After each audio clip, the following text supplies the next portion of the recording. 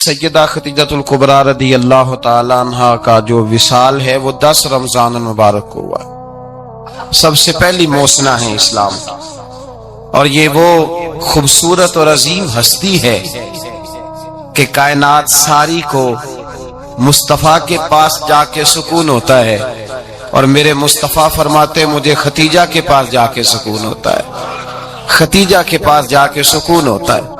آپ فرماتے ہیں سیدی ماں، پہلی ماں، کہف امن و امان، حق گزارے رفاقت پہ لاکھوں سلام. آپ فرماتے ہیں جس طرح اصحاب کہف کو اس غار کے اندر جا کے سکون ملا تھا، اس طرح ہماری پہلی ماں کے پاس جا کے ہمارے نبی کو سکون ملا کرتا تھا. کہف امن و امان، یہ غار ہے امن و امان کی، جس طرح اصحاب کہف کی غار تھی. میرے بھائی، حضرت سیدہ خدیجۃ الکبریٰ رضی اللہ تعالی عنہ کی یاد منانا، ان کا ذکر کرنا اس لیے تو ضروری تھا ہی کہ وہ ہم سب کی ماں ہیں، اس لیے بھی ضروری ہے کہ وہ امت مسلمہ کی محسنہ ہے، اور اس لیے بھی ضروری ہے، یہ جملہ یاد رکھیے گا، اس لیے بھی ضروری ہے کہ جب حضرت ختیجہ کا تذکرہ ہوتا ہے تو میرے رسول پاک راضی ہوتے ہیں، حضور خوش ہوتے ہیں جب حضرت ختیجہ کی بات ہوتی ہے. جب حضرت خدیجۃ الکبریٰ رضی اللہ تعالی عنہ سے کوئی محبت کرتا، کوئی احترام کرتا تو حضور راضی ہوتے. پہلی موسنہ قرآن مجید سورہ احزاب کی آیت نمبر 6 میں اللہ کریم نے فرمایا النبی اولیٰ بالمؤمنین من انفسہم، یہ نبی مومنوں کی ان کی جانوں سے بھی زیادہ مالک ہے. وازواجہ امہاتہم، اور فرمایا نبی پاک کی ازواج مومنوں کی مائیں ہیں. حضرت خدیجۃ الکبریٰ رضی اللہ تعالی عنہ پہلی ماں ہے مومنوں کی. حضرت خدیجۃ الکبریٰ رضی اللہ تعالی عنہ اس دور کے اندر جس دور میں ابھی اسلام نہیں آیا تھا، ابھی پردے کے احکام نہیں آئے تھے، ابھی عورتوں کے بارے میں وہ سارے احکامات نازل نہ ہوئے تھے جس کی پابند ایک مسلمان خاتون ہوتی ہے.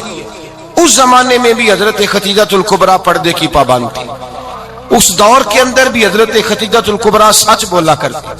اس دور کے اندر بھی جناب خدیجۃ الکبریٰ کے مزاج میں نفاست تھی.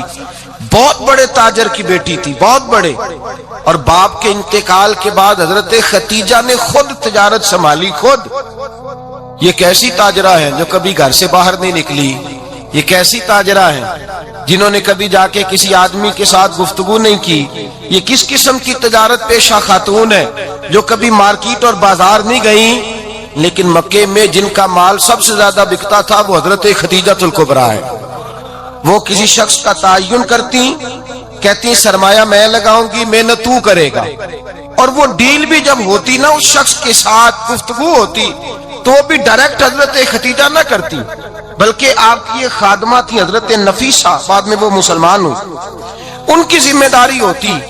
وہ خاتون جا کر اس آدمی سے گفت و شنید کرتی. حضرت خدیجہ کا مال لے کے لوگ جاتے. مکے میں جب سب لوگوں کا نقصان ہوا نا، جس سال، جناب نفیسہ کہتی ہیں جس سال سارے مکے والوں کا مال ڈوب گیا، حضرت خدیجہ کو اس سال بھی اللہ تعالیٰ نے 11 گنا نفع عطا فرمایا. اس سال بھی بڑا نفع دیا، حالانکہ تجارت کے ساتھ نہیں، ابتدا اسلام میں. اور پھر عجیب بات یہ ہے کہ 2 دفعہ شادی ہوئی، 2 دفعہ بیوہ ہوئی، 2 دفعہ شادی ہوئی. 2 بیٹے تھے حضرت خدیجہ کے. نبی پاک صلی اللہ علیہ وسلم سے قبل آپ کے 2 بیٹے تھے، ہند اور حالہ، دونوں مسلمان ہوئے، دونوں حضور کے صحابی ہوئے. 2 شہزادے تھے حضرت خدیجہ کے، 2 دفعہ پہلے شادی ہوئی.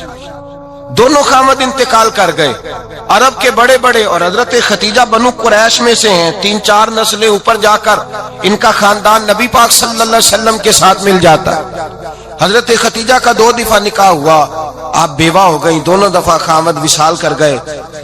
بڑے بڑے مکے کے سرداروں نے پیغام نکاح دیا، حضرت خدیجہ خاموش رہی، نکاح نہیں کیا. لوگوں نے بڑی وجوہات بیان کی، الگ الگ باتیں لکھی. شیخ محقق شاہ عبدالحق محدث دہلوی فرماتے نہیں، اصل بات اور تھی. عرب کے اندر سال کے بعد عورتوں کا ایک میلہ لگتا تھا خانہ کعبہ کے پاس، صرف عورتیں اکٹھی ہوتی تھی، میلہ لگا ہوا تھا. ایک تورات جاننے والا یہودی عالم بھی آیا ہوا تھا. وہ بیویوں کے مجمع پہ نظر ڈال کے کہنے لگا بیویوں، مرد کا کام تو کوئی نہیں عورتوں کے مجمع میں بات کرنا، لیکن میں تمہیں ایک پیغام دینے لگا ہوں. اللہ کے آخری رسول جو مکے میں پیدا ہونے والے ان کے آنے کا وقت قریب آ گیا ہے. وہ بی بی بڑی خوش نصیب ہوگی جنہیں ان کی رفاقت ملے گی. عورتوں نے جب دیکھا کہ مرد آ گیا عورتوں کے میلے میں تو انہوں نے ڈانٹا جھڑکا کہا چل اٹھا اپنی کتابیں اور نکل جا. حضرت خدیجہ کہتی ہیں باقیوں نے ڈانٹا پر میں نے بات پلے سے باندھ لی. میں نے پلے سے باندھ لی اور میں انتظار کرنے لگی کہ اللہ کرے وہ نصیب میرے ہی ہو, اللہ کرے مقدر میرا ہی کھلے. آپ فرماتی میں تسبیح پڑھتی درود پڑھتی, میں اس زمانے میں جو اللہ کا ذکر جس طرح ہوتا تھا وہ میں شروع کرتی اور جب فارغ ہوتی تو میں التجا کرتی کہ اللہ میرے نصیبے کھول دے. کہتی ہیں آہستہ آہستہ آہستہ آہستہ میں حضور کی تعریف سننے لگی, آہستہ آہستہ تعریف سننے لگی. نبی پاک صادق ہیں, امین ہیں, سچے ہیں, دیانتدار ہیں. اس برے اور میلے معاشرے میں بھی وہ سب سے اعلیٰ بھی ہیں اور سب سے اجلے بھی ہیں, وہ سب سے پاکیزہ ہیں. میں سننے لگی تعارف, آہستہ آہستہ میں ان کی گرویدہ ہونے لگی. ادھر نبی پاک صلی اللہ علیہ وسلم اپنے چچا جناب ابو طالب کے پاس رہتے تھے. قحط آ گیا, حالات بگڑ گئے. حضور سید عالم صلی اللہ تعالی علیہ وسلم سے چچا کہنے لگے بیٹے اگر مال تجارت لے کے شام جاؤ تو بڑا نفع کماؤ گے, ہمیں ضرورت بھی ہے, اور اگر ہو سکے تو ختیجہ کا مال لے کے جاؤ. اور نبی پاک نے کہا چچا میں نہیں کہوں گا کسی سے جا کے, میں نہیں کہتا کسی سے جا کے, جو میرے نصیب میں ہوگا میرا رب خود عطا فرمائے گا, میں نہیں کہوں گا. مصطفیٰ نے تو نہیں کہا. حضرت خدیجہ رضی اللہ تعالیٰ عنہ کہتی ہے میں نے خود اپنی خادمہ کو بھیجا, میں نے کہا جا کے پوچھو تو صحیح کہ میرا مال قبول ہوتا بھی ہے کہ نہیں, پوچھو. نبی پاک صلی اللہ علیہ وسلم سے پوچھا. حضرت خدیجہ کی خواہش ہے کہ آپ مال لے کے جائیں, حضور نے قبول کر لیا. جناب خدیجہ الکبریٰ رضی اللہ تعالیٰ عنہ کے غلام تھے, میسرہ ان کا نام تھا. جناب خدیجہ نے ان کو ساتھ بھیجا. فرمایا تین باتیں ارشاد فرمائی. ایک تو فرمایا سارا رستہ غور سے دیکھنا میرے نبی کے ساتھ کیا معاملات درپیش ہوتے ہیں. ابھی اعلان نبوت نہیں کیا, فرمایا ذرا غور کرنا, میرے مصطفیٰ کا مطالعہ کرنا اور مجھے واپس آ کے سبق سنانا. وہ جو تم نے چہرہ بددعا کی تلاوت کی ہو ذرا مجھے واپس آ کے سنانا. جنہاں نے دل بر جانی ڈٹھا ہو اکھیاں ہی تک لیاں, تو ملے ہو تے ساجن ملیا ہوں ناساں لگ پئیاں, ذرا جا کے نا تلاوت کرنا اور مجھے اور دوسرا فرمایا تم میرے غلام ہو تو مصطفیٰ کے بھی غلام بن کے رہنا. میں سنتی ہوں کہ کردار کے, افکار کے, نظریات کے, عظمت کے بلند و بالا, وہ جیسے کہے ویسے کرنا. اور تیسری حضرت خدیجہ نے نصیحت فرمائی. فرمایا محمد ابن عبداللہ صلی اللہ علیہ وسلم کی رائے سے اختلاف نہ کرنا. یہ چلتے ہوئے معاہدہ کیا, جو وہ کہہ دے سو کر جانا. غلام کہتے ہیں میں ساتھ گیا, باتیں میں نے سن لی, لیکن جب سفر شروع ہوا نا ابھی چند منزلیں طے ہوئی تھی. میں نے کہا خدیجہ آپ نے کیا نصیحت کرنی تھی, ان کے ساتھ جو رہے گا وہ ان کا غلام ہی بن جائے گا, ان کے ساتھ جو رہے گا. تو اجے میرا محبوب نہیں ڈٹھا جن ویکھ کے چن شرماوے, جے رکھے ہاتھ پھلاں وچ ہاتھ نال پھلاں رل جاوے, تے ادھی راتی چن چڑھ جاندے جدوں جلوہ فرماوے. فرمایا جو بھی ساتھ رہتا غلام ہو جاتا. میسرہ کہتے میں گیا, تجارت شروع ہوئی. کہتے ہیں نبی پاک صلی اللہ علیہ وسلم جب منڈی میں پہنچے تو لوگ قسمیں اٹھا اٹھا کے مال بیچ رہے تھے. اللہ کے محبوب جب گئے نا تجارت کرنے تو ایک آدمی کہنے لگا چلو معاذ اللہ بتوں کے نام تھے لات و منات, کہنے لگا لات کی, عزا کی, منات کی قسم اٹھاؤ. تو نبی پاک فرمانے لگے ان کی قسم اٹھاؤں جن کا میں نام لینا بھی پسند نہیں کرتا. ابھی اعلان نبوت نہیں کیا. اور فرمایا ویسے بھی میں قسم دے کے مال نہیں بیچتا, خریدنا ہے تو خریدو, نہیں خریدنا تو نہ خریدو. کہتے ہیں لوگ قسمیں اٹھا اٹھا کے پیچھے جاتے تھے, پر میرے نبی جس سے رخ پھیرتے تھے وہ نبی پاک کے پیچھے ہو جاتا تھا. ماتے کئی گنا زیادہ نفع کمایا. ہم رستے میں تھے, حضور ایک درخت کے نیچے آرام کرنے لگے. ایک عیسائی راہب غار میں بیٹھا تھا, نکل کے آ گیا. مجھ سے کہنے لگا مجھے وہ جانتا تھا. میں سرا یہ کس کو ساتھ لائے, یہ کون ہے؟ میں نے کہا اہل قریش کے ایک معزز آدمی ہے. کہنے لگے یار جس درخت کے نیچے یہ لیٹے ہوئے ہیں یہاں عام آدمی نہیں لیٹ سکتا, یہاں وہی لیٹے گا جو اللہ کا سچا رسول ہوگا, یہاں دوسرا کو لیٹ ہی نہیں سکا. یہ رسول ہے, ان کا خیال رکھنا, خیال رکھنا. کاش میں اس وقت تک زندہ رہوں جب یہ نبوت کا اعلان کریں. میسرہ کہتے ہیں میں غلام ہو گیا.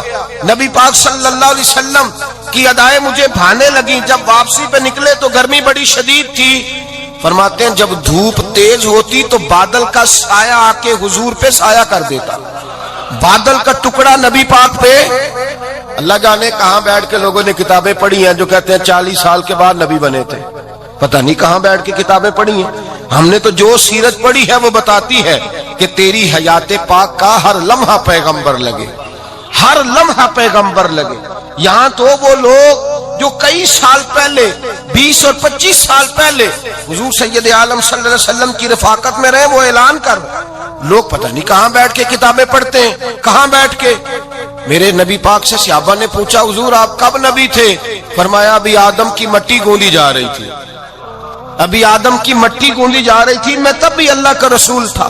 میرے بھائی نبی رحمت سید عالم صلی اللہ علیہ وسلم کے غلام حضرت ختیجہ کے غلام کہتے ہیں واپس آیا، اور پہلے بھی کئی دفعہ حضرت ختیجہ کا مال گیا تھا، بڑے نفع آئے تھے، پر جو نفع اس سال آیا وہ پہلے کبھی نہیں آیا تھا۔ کہتے ہیں مجھ سے حضرت ختیجہ کی سہیلی بھی بیٹھی تھی، میں بھی آ گیا، اور جناب ختیجہ کی سہیلی کہنے لگی چل مال کے بارے میں کچھ بتا کتنا بکا؟ میں نے کہا مال چھوڑو مصطفیٰ کی سنو۔ اور پھر کہتی چلو ٹھیک ہے بادل سایہ کرتا تھا، چلو ٹھیک ہے، تم سے راہب نے پوچھا تھا یہ صحیح ہے، انہوں نے تیری سارے رستے بڑی خدمت کی، تیرا بڑا خیال رکھا، پر یہ بھی بتا تجارت کیسے ہوئی؟ تو میں سر کہنے لگا زندگی میں نے بھی ساری گزار دی ہے، پر اس رسول کے ساتھ 4 دن ہی گزارے ہیں۔ ہاتھ ہو گئی مجھ سے اور کچھ نہ پوچھو، اور کچھ نہ پوچھو، آ میرے دل آمنہ کے لال کی باتیں کرے، اور کچھ نہ پوچھو، بس ذکر ان کا چھیڑیے ہر بات پر، اور چھیڑنا شیطان کا عادت کیجئے، بس مجھے حضور کے تذکرے بیان کرنے ہیں، ذکر مصطفیٰ کرنا ہے۔ حضرت ختیجہ الکبریٰ بڑی متاثر ہوئی، کہتی ہیں مجھے درجنوں لوگوں نے پیغام نکاح دیا تھا پر میں نے سنی نہیں تھی، میں نے نفیسہ کے ہاتھ پیغام بھیجا، میں نے کہا میری عمر 40 سال ہے، ان کی 25 سال، اور میرا احوال اور طرح کا ہے، وہ شہنشاہ ہے، جا کے پوچھو تو صحیح بھلا میں قبول ہوتی ہوں، پوچھو۔ نفیسہ کہتی ہیں میں آئی تو وہ خاتون جن کے لیے لوگ بڑے بڑے قریش پیغام دیتے تھے پیغام لے کے آئی، تو رسول پاک نے عجیب رنگ بیان کیا اپنی سیرت کا۔ جب میں پہنچی میں نے کہا ختیجہ نکاح کرنا چاہتی ہیں؟ نفیسہ کہتی ہے میرا خیال تھا کہ کوئی اور ہوتا تو کرسی سے اٹھ کھڑا ہوگا، فوراً کہے گا اچھا جلدی کرو بات کرو۔ جب میں نے آ کے کہا نا حضور ختیجہ نکاح کرنا چاہتی ہے، تو نبی پاک نے میری طرف دیکھا، فرمایا وہ کہتی ہے کہ تم کہتی ہو؟ کہا وہ کہتی ہیں، تو حضور نے فرمایا ٹھہر جاؤ میں اپنے چچا سے پوچھ کے بتاؤں گا، میں مشورہ کروں گا، میں پوچھ کے بتاؤں گا۔ آج بچوں کو کچھ سبق بڑے یاد ہیں، کہتے ہیں پسند کی شادی کرنا حضرت صاحب ناجائز ہے، پسند کی شادی کرنا کوئی ناجائز ہے؟ اور میں نے کہا بھائی صرف ایک ہی جائز چیز رہ گئی اور کوئی شے جائز نہیں، یہ ایک ہی جائز چیز ہے جس کا فتویٰ سارے نوجوان پوچھتے پھرتے ہیں، سارے رانجے بنے پھرتے ہیں، مجنوں بنے پھرتے ہیں، سارے مئی وال ہو گئے۔ اللہ پاک کو ہدایت کی توفیق عطا فرمائے، سارے اس بری لت کا شکار ہو گئے۔ او بھائی نبی پاک سوائے خدا کے کسی کے پابند نہیں، لیکن میرے مصطفیٰ نے اپنی امت کو یہ درس دیا ہے کہ جو بڑوں کے شفقت کے سائے میں چلتا ہے اللہ اس کی مدد فرمایا کرتا ہے۔ تجھے کیا پتا تیرا اچھا بھلا کس بات میں؟ کہا نکاح کرنا چاہتی ہوں، فرمایا چچا سے پوچھ کے بتاؤں گا۔ ختیجہ رضی اللہ تعالیٰ عنہ کہتی ہیں انہوں نے پوچھا، جناب ابو طالب کہنے لگے یہ تو خوش قسمتی ہے کہ ہمیں ایسی بہو مل جائے جس کے کردار میں، افکار میں، نظریات میں اتنی نفاست ہو۔ مصطفیٰ کریم کے ساتھ نکاح ہوا، قربان جائیں۔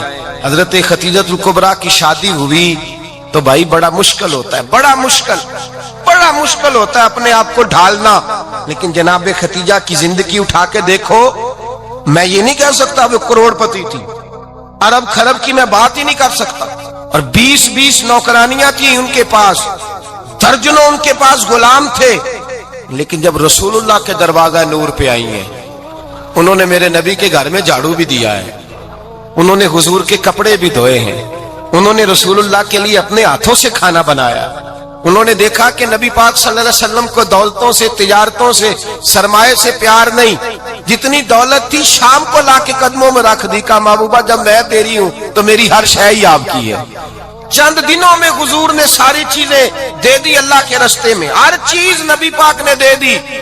حضرت ختیجہ الکبریٰ کا حال یہ تھا کہ ایک جوڑا رہ گیا، کئی جگہ سے پیوند لگے ہوئے، میں گڈی ہاتھ ڈور سجن دے او جنج رکھے اونج رہنا ہے، واجب نہیں جے وچ شریعت مندہ قسم نو کہنا، بس ٹھیک ہے جس حال میں محبوب راضی ہیں، کہا ہر چیز قدموں میں رکھ دی اور حضور کے ہر رشتے کا خیال کیا، نبی پاک کی ہر خواہش کا، عورتیں بالخصوص میری بات پہ توجہ کریں جو عرض کرنے لگا ہوں، آگ لگی ہوئی ہے گھروں میں، فساد ہے، لڑائی ہے، جھگڑا ہے، دنگا ہے، یہ تیرا رشتہ دار وہ میرا رشتہ دار، جب تیرے آتے ہیں تو روٹیاں جلدی پکتی ہیں، جب میرے آتے ہیں تو بیماریاں بڑی ہوتی ہیں، تیرے میرے کا جھگڑا، آؤ میرے مصطفیٰ کریم سید عالم کا بھی حال دیکھو، حضرت حلیمہ سعدیہ ملنے آئی، شادی کو کچھ دن گزرے تو حلیمہ سعدیہ ملنے آئی، حضرت حلیمہ سعدیہ سگی اماں نہیں رضائی اماں ہے، یہاں تو سگی اماں برداشت نہیں ہوتی، سگی اماں، اور وہ بہو سوچتی نہیں بات